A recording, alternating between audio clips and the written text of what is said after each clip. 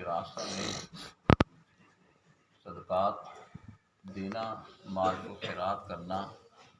اس سے مال میں کمی نہیں ہوتی بلکہ اللہ مال میں برکت عطا فرماتا ہے۔ اس کی راہ میں خیرات کرنے سے اپنے گھر میں برکت لے آنے کا ایک سبب ہے، اور اپنے مالوں کو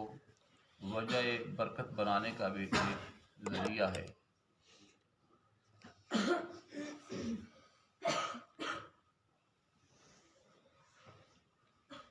جو مثال محسوس کر لو کہ بندہ ایک کسی سے تجارت کرتا ہے، اشتراکیت کرتا ہے، تو وہ خیال کرتا ہے کہ جو اچھا کوئی بزنس مین، اچھا کاروبار والا شخص ہو، جس کا اچھا خاصا کاروبار ہو، وہ لین دین کے معاملے میں بھی بندہ کامل ہو، تو بندہ اس سے کاروبار کرتا ہے کہ چلو یار اس سے کاروبار کرتے ہیں۔ لوگ پوچھتے ہیں اس سے کیوں کرتا ہے، کہتا ہے اس کا وہ کہتے ہیں ویار اچھا ہے، لین دین کا اس کا معاملہ اچھا ہے، تو لہٰذا وقت پہ سب کچھ مل جاتا ہے، تو مزدوری اس لیے میں اس کے ساتھ چل رہا ہوں۔ تو یا جو سب کائنات کا مالک ہو، رب ہو، پالنے والا، رازق ہو، تو جب بندہ اس کے ساتھ اپنا بزنس کر لے، کاروبار کر لے، اشتراکیت کر لے، تو بتاؤ پھر رب کتنی جزا تمہیں دے گا۔ یہ ایک تمثیل ہے بات سمجھانے کے لیے۔ تو یعنی اللہ تعالیٰ اتنی جزا دیتا ہے جب بندہ اس کے راستہ میں کچھ خیرات کر دیتا ہے، اور خیرات ہم نے کون سا اپنی جیب سے دینا ہے یا اپنے گھر سے دینا ہے، وہ مالک ہی تو تمہیں دیتا ہے، وہ مالک ہی تو عطا فرماتا ہے، تو اپنے دیے ہوئے میں سے تمہیں کچھ مانگ رہا ہے، وہ کون تم سے کچھ مانگ رہا ہے؟ وہ کہتا ہے جو کچھ میں تمہیں دے رہا ہوں اسی میری عطا ہی سے میں کچھ طلب کر رہا ہوں کہ میری راہ میں کچھ خیرات کرو، اور مجھے تمہارے مالوں کی ضرورت نہیں ہے۔ میں رب تو چاہتا ہوں کہ جو کچھ تم میرے راستے میں خیرات کر دو گے، اس کے بدلے میں تمہارا باقی مال پاک کر دوں گا، پھر بھی وہ جزا تمہیں دے رہا ہے۔ حضور اکرم صلی اللہ علیہ وسلم ارشاد فرماتے ہیں کہ قیامت کا دن جب ایک بندہ اللہ کی بارگاہ میں جائے گا اور حاضر ہوگا اور اپنے خیراتوں کا ذکر کرے گا، تو میرا رب اس شخص کو اپنے پاس بلائے گا، اور میرا رب فرمائے گا ایک دن ایک ایسا وقت بھی تو تھا، مجھے بڑی بھوک لگی تھی، میں نے تجھ سے کھانا طلب کیا تھا، تو نے مجھے کھانا نہ کھلایا۔ وہ بندہ کہے گا میرے مالک تو کھانے سے بھی پاک ہے، پینے سے پاک ہے، لباس سے پاک ہے، بھلا میں تجھے کیسے کھلاتا اور تو نے کس وقت مجھ سے طلب کیا تھا؟ پھر اللہ تعالیٰ اس پردوں کو اٹھائے گا اور کہے گا مالک کہ فلاں وقت تیری چوکھٹ پہ میرا ایک بندہ نہیں آیا تھا، ایک بھوکا پیاسا تھا، اور تجھے علم بھی تھا کہ یہ بھوک کی وجہ سے نڈال ہو رہا ہے، تو وہ میرے لیے ہی تو سوال کر رہا تھا، اگر تو اس کو کچھ دے دیتا تو ایسا تھا جیسے تو نے مجھ کو کھانا کھلایا ہے۔ کسی ننگے کو لباس پہنا دینا، اس پر بھی رب کائنات نے یہی ارشاد فرمایا کہ جیسے تو نے اپنے رب کو لباس پہنایا ہے۔ حالانکہ ایک حدیث میں یہاں تک بھی ذکر آتا ہے کہ میرے نبی فرماتے ہیں جو بندہ کسی کو لباس پہنا دے گا، اللہ قیامت کا دن سبز ریشم کا لباس اس کو عطا فرمائے گا، جنت کا لباس عطا فرمائے گا۔ جو دنیا میں کسی کو کھانا کھلا دے گا، تو میرے آقا کریم صلی اللہ علیہ وسلم ارشاد فرماتے ہیں اللہ قیامت کا دن اس کو جنت کے میوے کھلائے گا۔ جو کسی پیاسے کو پانی کا گھونٹ پلا دے گا، اللہ قیامت کا دن شراب طہورہ کا جام اس کو عطا فرمائے گا۔ بتاؤ پھر ایک بندہ کسی بادشاہ کا مہمان بن جائے دنیا میں، کسی امیر کا، تو بڑا فخر کرتا ہے کہ آج میں فلاں چودھری کا مہمان ہوں، آج فلانا کھانا میرا فلاں کے گھر میں ہے، تو بتاؤ وہ کتنا خوش نصیب ہے جس کی ضیافت خود رب العالمین کر رہا ہے۔ تم مہمان ہوگے، تمہارا ضیافت کرنے والا رب العالمین تمہارا مالک ہوگا، بتاؤ پھر رب کے خزانے میں کوئی کمی تو نہیں نا؟ وہ تو مالک ہے، سب دنیا کو وہ نعمتیں دیتا ہے، تو بتاؤ پھر اس کی اپنے خزانے میں کتنی نعمتیں موجود ہوں گی۔ تو ہمیں چاہیے کہ ہم اپنے معاملات کو اللہ ہی کی طرف چھوڑ دیں، کہ اسی پہ توکل کر لیں، جو کچھ وہ مالک دے رہا ہے اسی میں سے کچھ اس کی راہ میں خیرات کرتے رہے، صاحب اس میں بڑی برکت ہے۔ حالانکہ یہاں تک میرے آقا کریم صلی اللہ علیہ وسلم نے اپنی امت پہ اتنا رحم فرما دیا کہ میرے آقا فرماتے ہیں جس بندے کے پاس طاقت نہیں نا، اگر وہ کسی کو ترغیب دے دے، یعنی میرے پاس طاقت نہیں ہے، یا ملک مختار صاحب ان کے پاس وسعت نہیں، طاقت نہیں ہے، صاحب استطاعت نہیں، صاحب نصاب نہیں ہے، تو اپنے ہمسائے کو کہہ رہے ہیں کہ یار تیرے پاس عشر کے دانے موجود ہیں، منجی کی فصل تیری پک کر تیار ہو گئی ہے، تو کیوں نہ اپنا عشر اس وقت مکمل نکال دے؟ تو اگر ان کے کہنے پہ اس کو ذہن تیار ہو گیا ہے، ترغیب بن گئی ہے، تو میرے نبی فرماتے کہ جتنا ثواب اس دینے والے کو ہے اتنا ثواب اس کو ترغیب دینے والے کو بھی ہے۔ ہاں، اللہ کی جگہ پہ یہاں تک بھی میرے نبی نے فرمایا کہ اگر کوئی بندہ کسی کو پیغام دے رہا ہے، ترغیب دے رہا ہے، کسی کا ذہن بنا رہا ہے کہ نیکی کی طرف چلنے کے لیے، تو اگر وہ کہتا ہے کہ یار جاؤ فلاں جگہ میرا مال پڑا ہے، اسے اٹھا کر خیرات کر دو، تو کہا کہ تمہیں صرف مال تو اس کا ہے، تمہیں اٹھا کر کے دینے پر بھی اتنا اجر ہی اللہ تعالیٰ فرمائے گا جتنا دینے والے کو مل رہا ہے۔ تو دیکھو رب کی رحمت تو کتنی وسیع رحمت ہے۔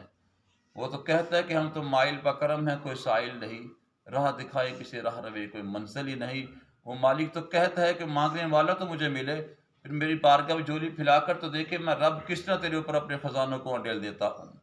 وہ کہتا ہے کوئی سوالی ملے تو صحیح، کوئی سوال کرنے والا۔ میری رحمت تو انتظار میں ہے، کب مجھ سے میرا بندہ کو مانگتا ہے،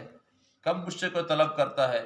حضور اکرم صلی اللہ علیہ وسلم صحابہ اکرام کی جم غفیر میں تشریف فرما تھے،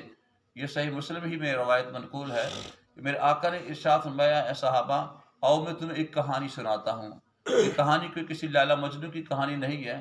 یا کسی دنیا دار کی کہانی نہیں ہے، یہ اللہ کے رسول صلی اللہ علیہ وسلم اپنے صحابہ کو ایک کہانی سنانے لگے، اور یہ سچی کہانی تھی۔ میرے آقا نے ارشاد فرمایا، اس لیے کہ کہانی سنانے والا، واقعہ سنانے والا بھی تو کائنات کا ایک سچا رسول تھا، اور سننے والے جو صحابہ تھے وہ بھی تو سچے صحابہ تھے۔ تو میرے نبی نے ارشاد فرمایا، صحابہ آؤ میں تمہیں ایک کہانی سناتا ہوں۔ صحابہ اکرام حضور کے بارگاہ میں حاضر، یا رسول اللہ ارشاد فرما دیجیے۔ تو میرے آقا نے ارشاد فرمایا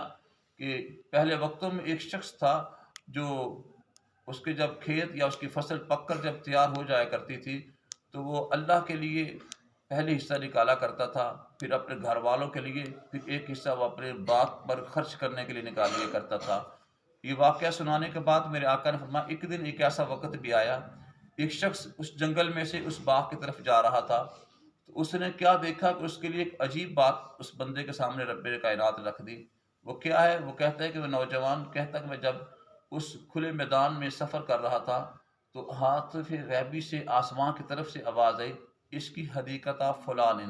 اے بادلو جاؤ فلاں کے باغ کو جا کر شراب کر دو۔ وہ کہتا میں اس بات پہ حیران تھا کہ کہنے والا وہ مجھے نظر نہیں آ رہا، لیکن ادھر سے آواز آ رہی تھی مالک کی طرف سے، اور ایک بادل کا ٹکڑا میرے اوپر نمودار ہوا، ظاہر ہوا۔ وہ کہتے ہیں کہ وہ ہوا کے دوش میں بادل کا ٹکڑا سیر کرتا کرتا چل رہا تھا۔ تو اس نوجوان نے کہا کہ چلو میرا بھی ارادہ بنا کہ دیکھتا ہوں یہ بادل کہاں جا کے برستے ہیں۔ کہتے ہیں کہ بادل کے ٹکڑے کے ساتھ ساتھ میں بھی چلا جا رہا تھا،